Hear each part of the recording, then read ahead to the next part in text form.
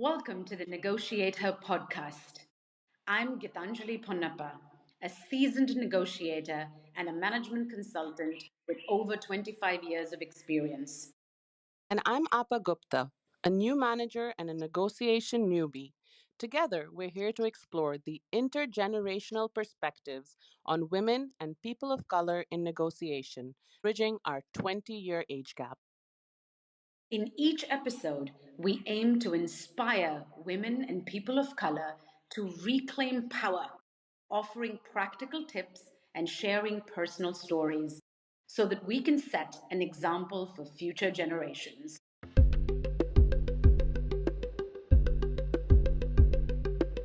Hi, Appa.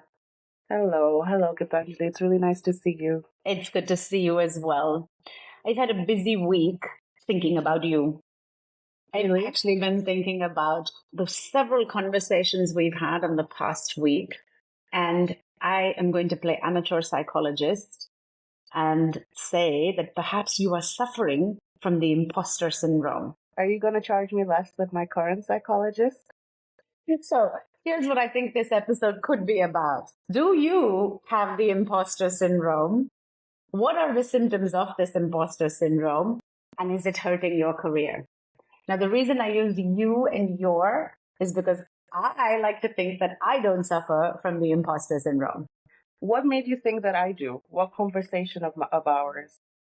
So, two specific conversations. One was about parenting, and that really amused me. And the other one was really about your work itself. Yep. And how you interact with your team and your boss, and where you feel like you need to give yourself permission to speak. Absolutely. I mean, it's funny that you said that because I've been thinking about it myself for a while. And especially with parenting, I think it's become more evident because I am a mom and I don't think anybody gets a handbook of how to be a mom. And yet, at times I feel like I'm failing. So it is very interesting that you bring this up today because I have been thinking about it over the past, I would say, month or so. So, in this episode, let's confront this imposter syndrome. Let's talk about these symptoms. And since it is about negotiations and negotiate her, let's also talk about a way or many ways that we can tackle the symptom. Let's do it. Okay, so I suggest that we first get on the same page. Let me define imposter syndrome for us so that we are using it in the same form. So I'm reading this out. Imposter syndrome, the psychological pattern in which one downplays their achievements and believes that they are secretly a fraud, undeserving of their accolades. Wow.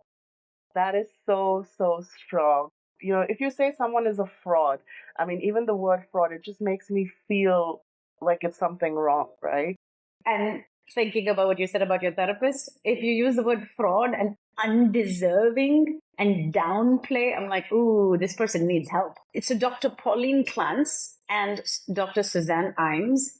They first coined this term, imposter syndrome. When they published, actually, they didn't call it syndrome. They published an article, The Imposter Phenomenon in High Achieving Women, Dynamics and Therapeutic Intervention in 1978. Honestly, when you say the word syndrome, it just it doesn't sit well with me. To me, it sounds like some kind of illness instead of a one-off reaction that you have to a situation. Saying that you're diagnosing me with imposter syndrome, it makes me think, is it something that I have all the time, or is it something that I have which is, based on a particular situation that I'm reacting to? Okay, so let's also look at the fact that we have now twisted it and started calling it the imposter syndrome. And I'm emphasizing the word syndrome because you're right. Syndrome makes it feel like a disease, an illness, a long term, I've always had it was inside of me sort of a thing. But originally, the term was coined as imposter phenomenon. I like that more. Isn't it? Okay. So there were two women, doctors, Dr. Pauline Clance and Dr. Suzanne Imes. They coined this term in an article that was published actually in 1978, The Imposter Phenomenon in High Achieving Women.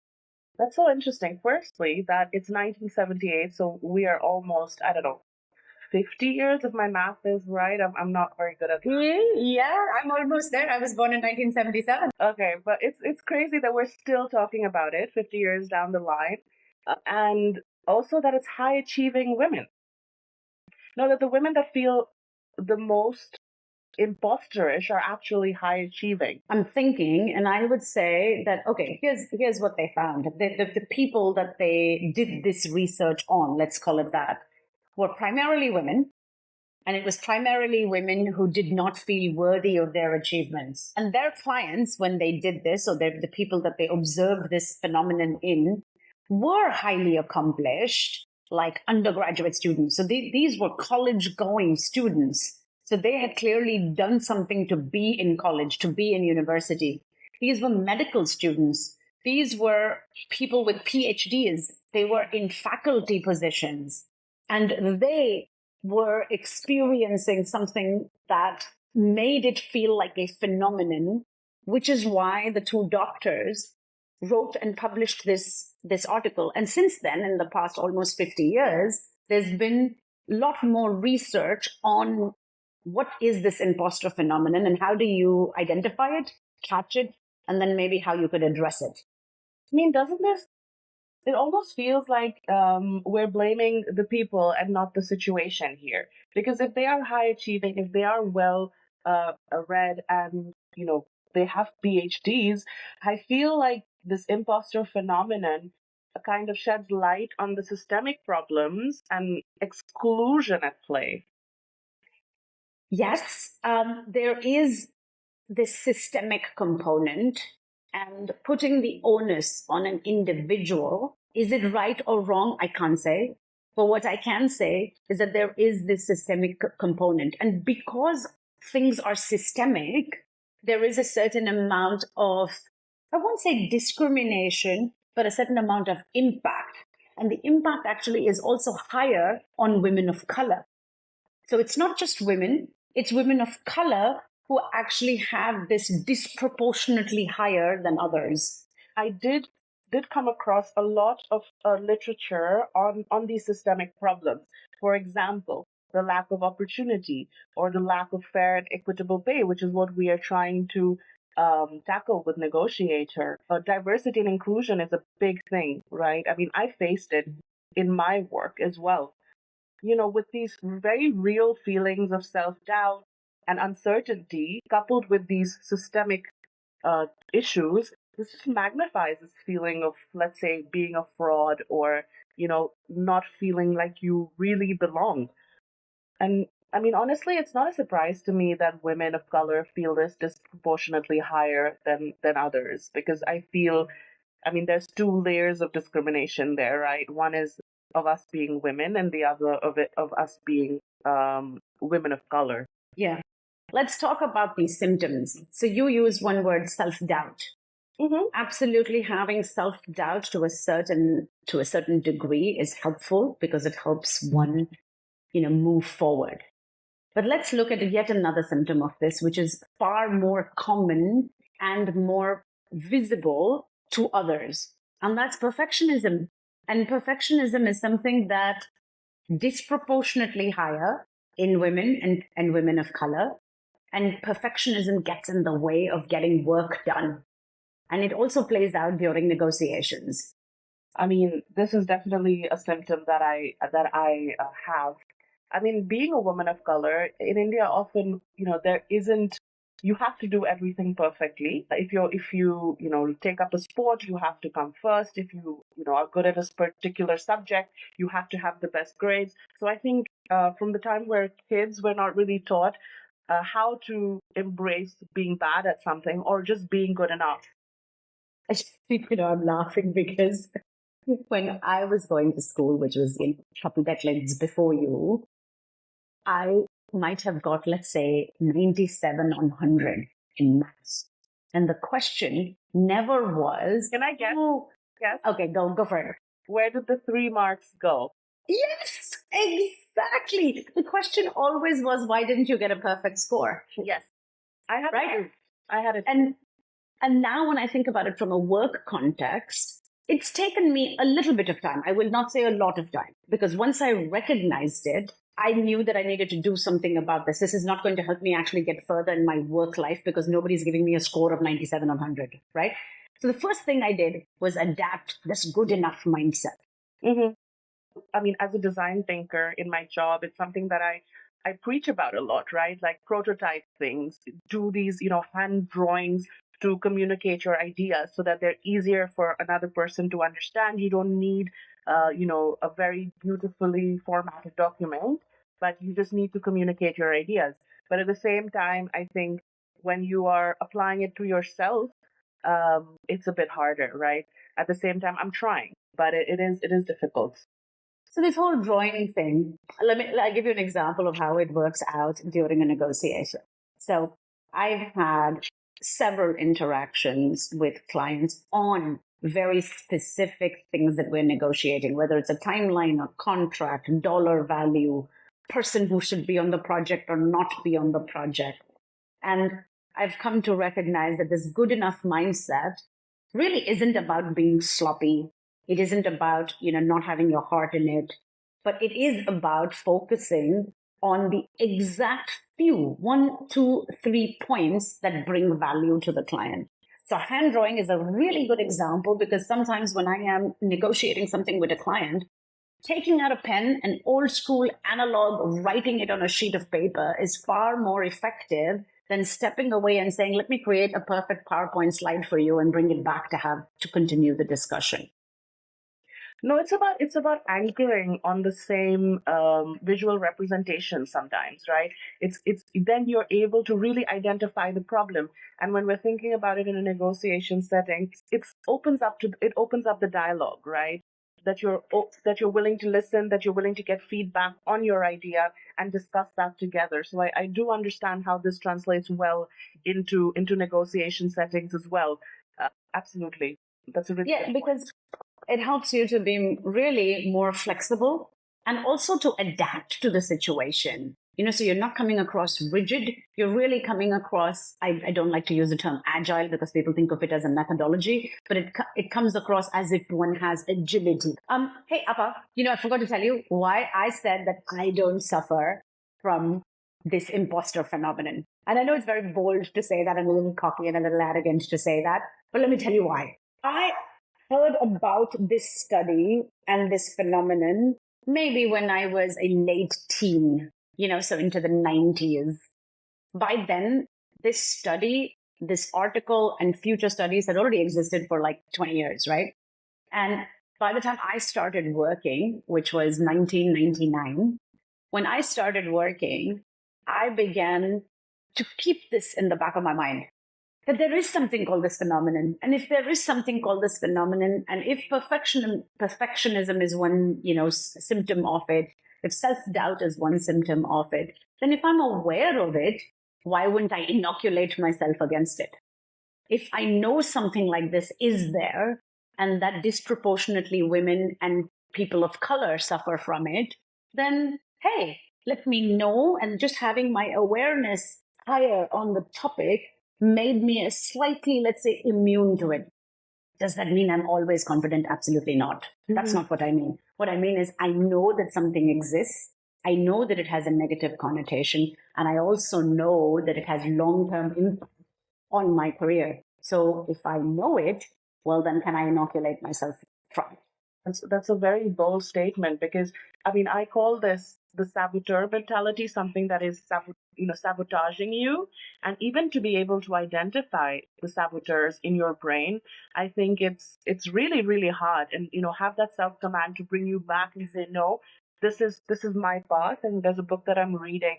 Which calls it the sage mentality. So to find the sage in you, how do you manage that? How do you manage to get in the way of your saboteur? Say if it is causing you self doubt and you're saying, no, this is me, this is the imposter syndrome at play, and refocusing to your sage. My approach to this, the Americans have a saying, fake it till you make it.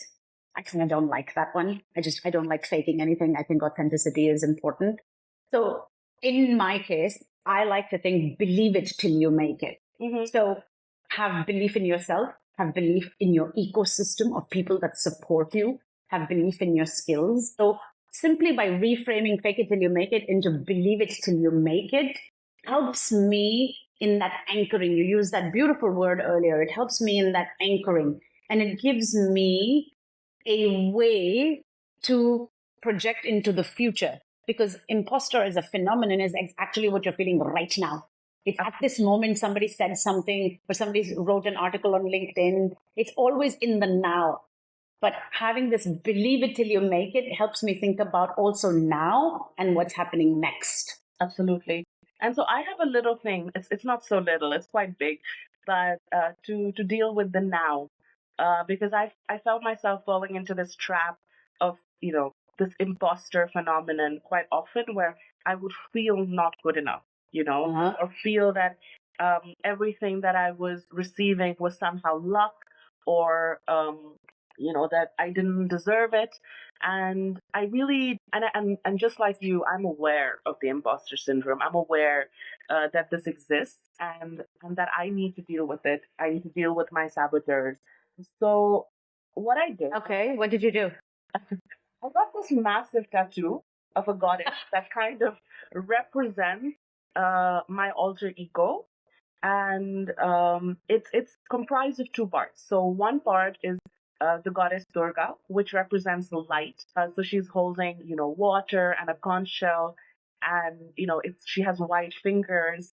And on the other side is the goddess Kali, who represents, let's say, the darkness, or the challenger, or the fierceness in me.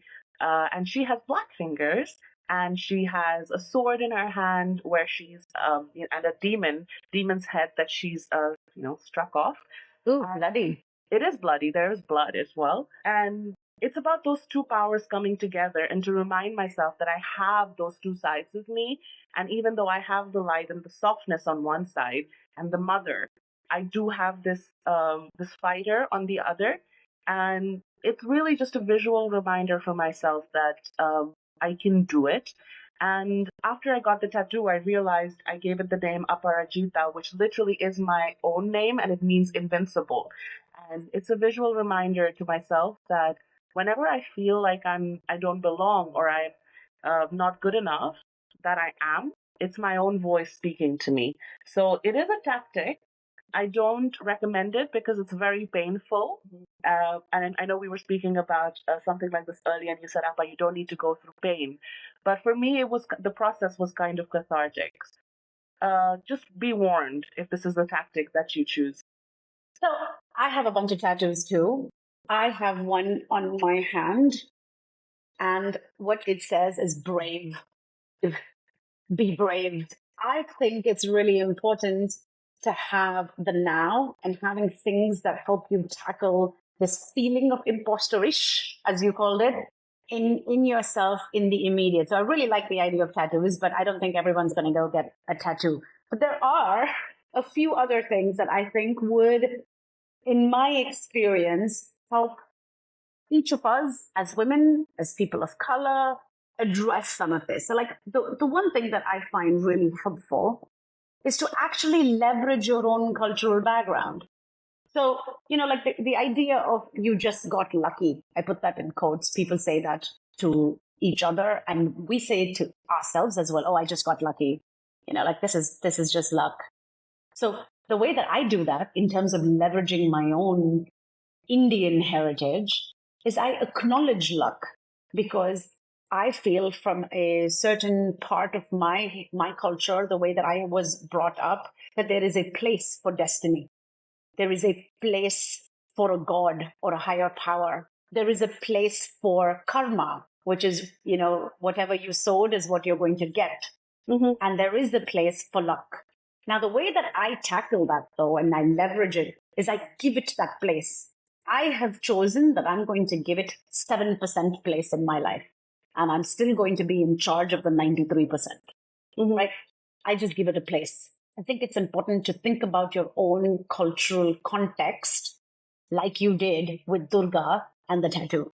Yeah, that's what I just realized as well, that both of us, we actually leverage our cultural backgrounds quite a lot, and I'm starting to give it credit and that I have been brought up a certain way to deal with certain situations. So if someone tells me, Appa, you're being too Indian, I actually take it as a positive because I try to think about what it is that brought me here today. Yeah. It's the other thing that I think is even from a negotiations perspective, I often find when I sit across a negotiations table or a Zoom call, people are expecting certain behaviors because of my ethnicity. Absolutely. They're expecting me to be respectful or overly respectful. They're expecting me to be collaborative and community oriented, right?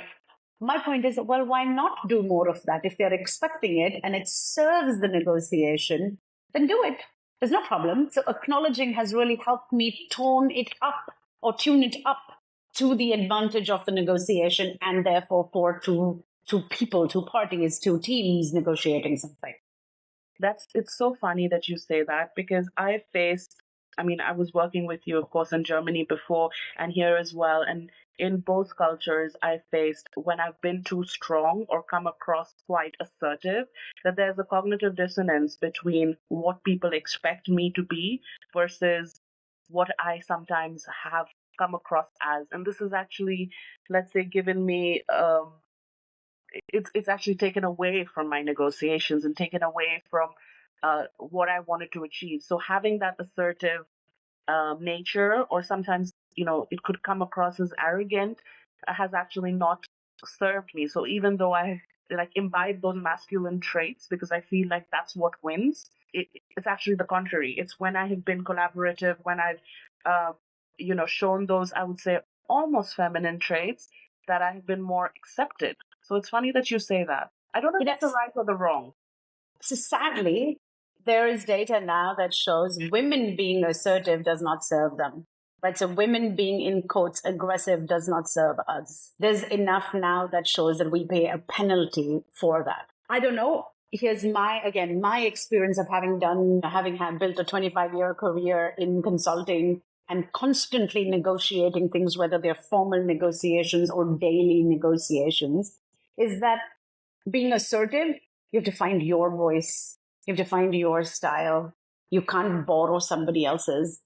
Right? So I used to work with this person who, like Voldemort shall say, stay unnamed. Our styles were so different. He was directive. He was aggressive. And sometimes maybe I would say even factually incorrect. Now, I'm painting an extreme picture. Yeah. But I also have colleagues who are, let's say, very deferential, extremely respectful. And when you're surrounded by so many models of behavior, I think it helps to see I'm going to pick that, not take that. And therefore, I'm going to make an amalgamation of what is my style and my voice when I go into a negotiation. And I think staying true to that and not being, let's say, Appa, if I'm a direct person and you're not, it's not going to serve you to borrow my style. You have to have it in complete sync about what you borrow from others and what you use that is your own strength. So I would say that would be the other suggestion I had is find your voice, not someone else's, but use others as a template. Absolutely. And I think as you progress around your career as well, you change as well. Your voice changes as well with more experience. I find myself in that part of my career right now, right? I'm in the, as your last podcast, the messy middle, and I'm trying to navigate this part. And it is interesting because I always watch other people and see, how did they tackle that situation? How did they write an email to get what they want? So to kind of learn and also find that voice, because you don't have a voice unless you're faced with those situations. So that's what I've realized. The more I'm dealing with, let's say, these negotiations settings, so not where I have to get a little bit more of what I need and what I want, or I'm negotiating on behalf of my team, I am realizing that there are a lot of role models and a lot of examples to choose from. And of course, sometimes I just call you. So I should tell you who I call. So, I've always talked about this with you and with others about having a Jedi council always having a group of people that have my back, have lived through different experiences to be able to give me suggestions. I don't like to use the word advice because it makes it sound like mommy child relationship. I don't mean that. I mean that we are truly a counsel together. You're helping me with. So I formed with a group of 3 other women, a tribe.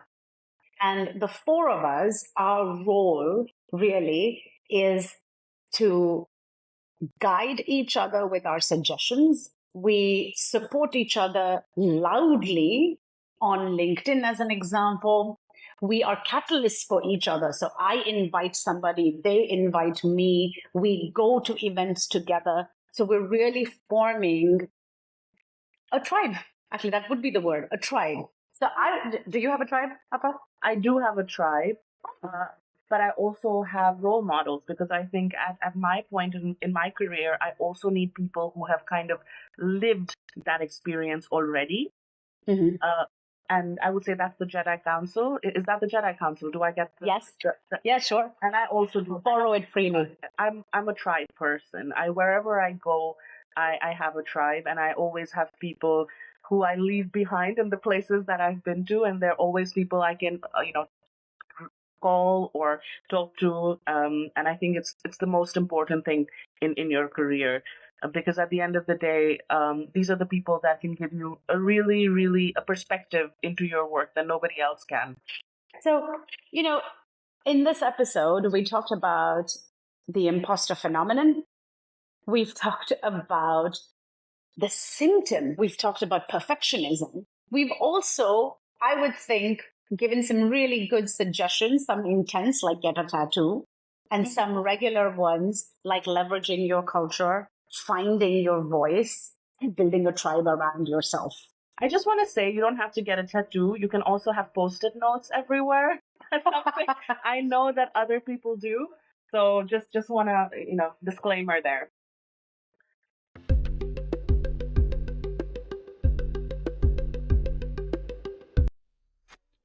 That's a wrap for this episode of Negotiator.